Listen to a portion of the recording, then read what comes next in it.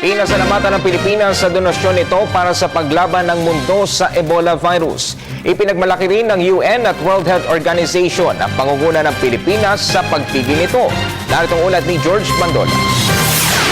Nagpasalamat sa Pilipinas ang United Nations at World Health Organization matapos ang pagkakaloob ng pamahalaan ng Pilipinas ng 2 million sa UN Multi-Partner Trust Fund for the Ebola Response. Ayon kay Dr. David Navarro, UN Special Envoy on Ebola, napapanahon ang donasyon ng Philippine government dahil paubos na rin halos ang $138 million na donasyon ng 40 bansa at private sector na ginagamit para tugunan ng Ebola sa 3 bansang apektado nito. I'm so pleased to have had this opportunity to work with you all and to do this in conjunction with Dr. Hall, a colleague with whom I've worked in the past on similar issues. It's really great on behalf of the people of the Philippines and the nation. You are expressing such a lot of interest in these issues.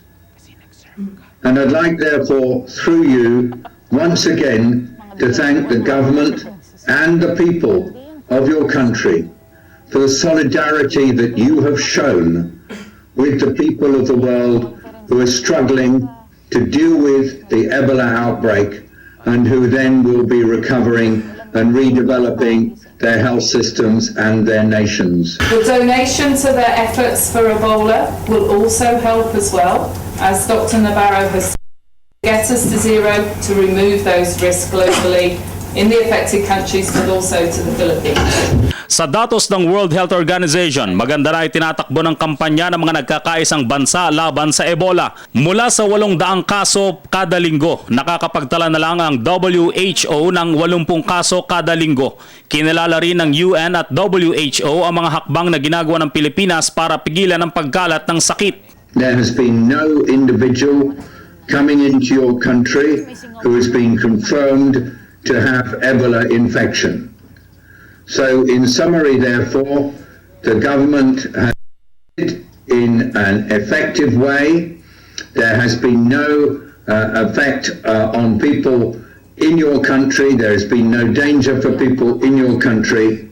And there is, as I understand it, continued efforts to make certain, as Dr. Hall said, that the situation is kept under regular review. That training on Ebola had an extra benefit. It was the Ebola-trained doctors and nurses that thought perhaps this nurse has something unusual. And that diagnosis of MERS was made very quickly, and that was controlled and contained.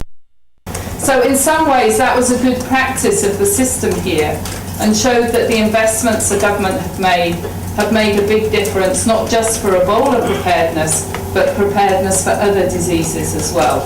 Nakapagtala ng 25,000 na kaso ng Ebola mula sa Sierra Leone, Guinea at Liberia. 10,000 dito ang namatay habang may 4 na bansa pang nagkakaroon din ng maliliit na bilang ng mga nahawaan. Dagdag pa ng UN, kahit dumanas ng maraming hirap ang Pilipinas ng manalasang bagyong Yolanda, hindi pa rin ito nakaligtang tumulong sa mga nahihirapan sa West Africa dala ng matinding sakit ng Ebola. Para sa Television, George Bandola.